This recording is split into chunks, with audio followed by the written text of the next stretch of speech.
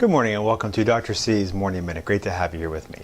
Today I'd like to talk to you about the controversial topic of how ADHD is diagnosed and is it overdiagnosed? Now the first question, basically, are we pathologizing kids? There's widespread belief that children are overdiagnosed and overprescribed. This implies that some kids are just being kids and we're pathologizing them, meaning we're giving them a diagnosis, counseling, and medication when we should rather be sensitive and accommodating to the wide spectrum in children's activity levels and abilities to attend. Now, is this accurate? Is this perspective legitimate? First, let's take a look at the stats.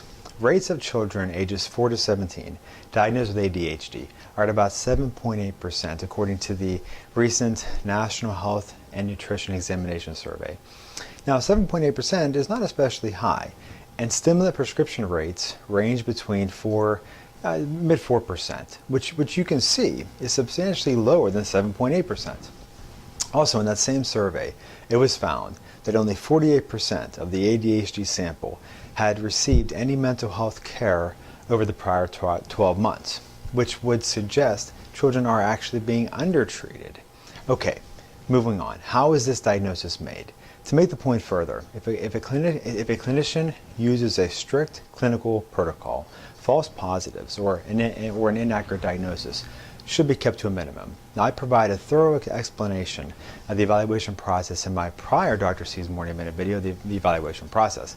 But here's a quick overview of specifically what is needed for an ADHD diagnosis. First off, the child must have a long history of demonstrating the core ADHD symptoms of inattention, impulsivity, and hyperactivity.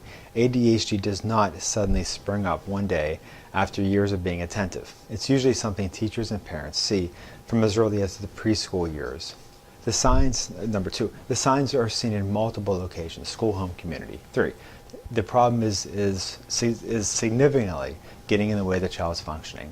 Also, usually someone else in the family also has a similar problem with these issues. ADHD tends to run in the family.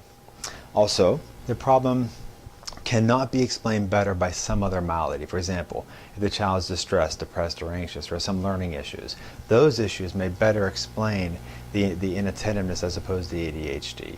And so we want to always keep that in mind as well. We always look for any other possible explanations. So you can see, if this protocol is followed, it's far more likely that there will be an accurate diagnosis and an effective treatment plan can then be established. I've written at length in other posts about the proper strategies to address ADHD that include a consistent and predictable routine, visual reminders, an organized environment, extra attention and assistance, counseling to improve insight, and coping strategies, as well as in some cases a medication consult. All right, there you have it. I hope that helps to explain the ADHD situation and diagnosis, and look forward to having you back here next time with me at Dr. C's Morning Minute.